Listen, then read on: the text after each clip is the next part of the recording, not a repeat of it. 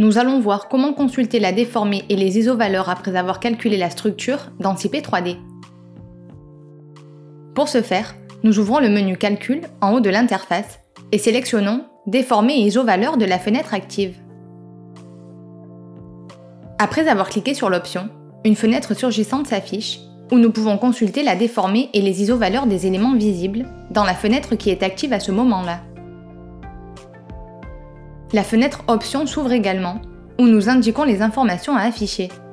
Si nous fermons cette fenêtre, nous pouvons la rouvrir à partir du menu Voir en haut de l'interface. Dans la section Combinaison sélectionnée, au bas de cette fenêtre, nous devons spécifier l'hypothèse ou la combinaison d'hypothèses particulières que nous souhaitons consulter. Parmi elles, nous pouvons choisir Hypothèse simple pour sélectionner une hypothèse spécifique dans le menu déroulant afin de consulter la déformée et les isovaleurs qui lui sont associées. Le reste des options des menus déroulants correspond aux différents groupes de combinaisons d'hypothèses définis dans le modèle. En haut, nous introduisons un facteur d'échelle pour les déplacements. Cela permet d'ajuster l'échelle de déformation des éléments dans la visionneuse pour les faire apparaître plus clairement.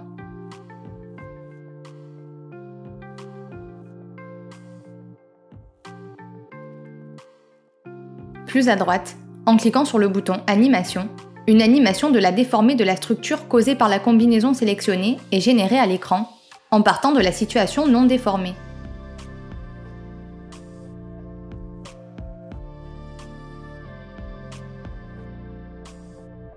Il est également possible de modifier les couleurs pour la représentation des isovaleurs en sélectionnant une gamme de couleurs parmi celles disponibles.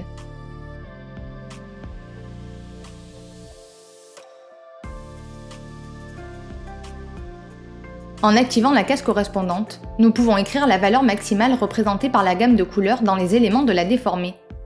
Au-delà de la valeur indiquée, la déformée est dessinée en gris.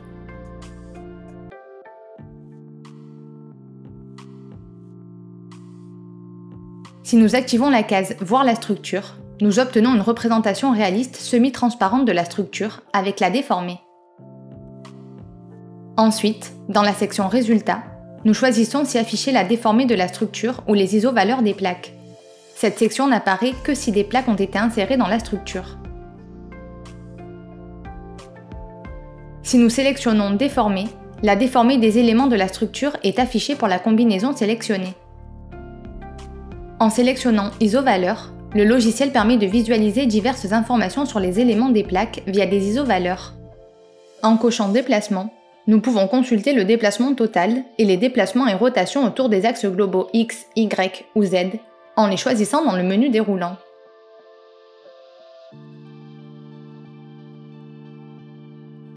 Dans les efforts se trouvent les efforts normaux en X, Y et XY, les moments fléchissants en X, Y et XY, ainsi que les efforts tranchants en X et en Y. Tous ces éléments se réfèrent aux axes locaux de la plaque.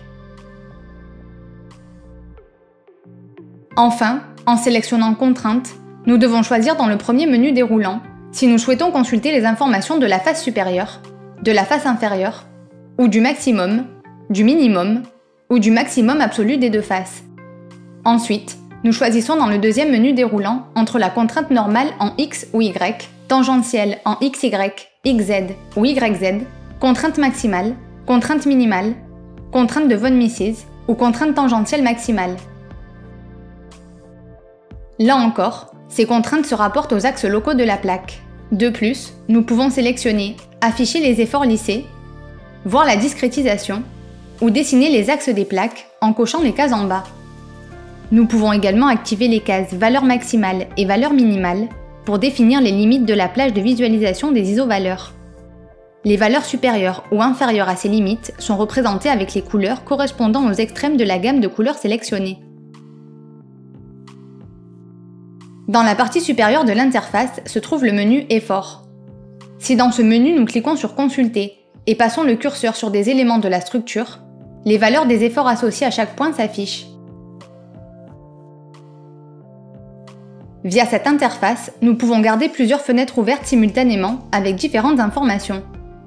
Pour ce faire, nous utilisons le menu Fenêtres situé en haut, qui fonctionne de la même manière que le menu du même nom dans l'interface générale du logiciel.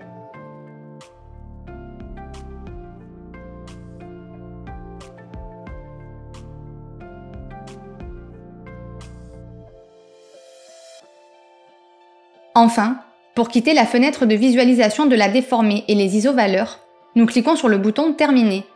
Cette option est également disponible dans le menu Fichier, situé en haut.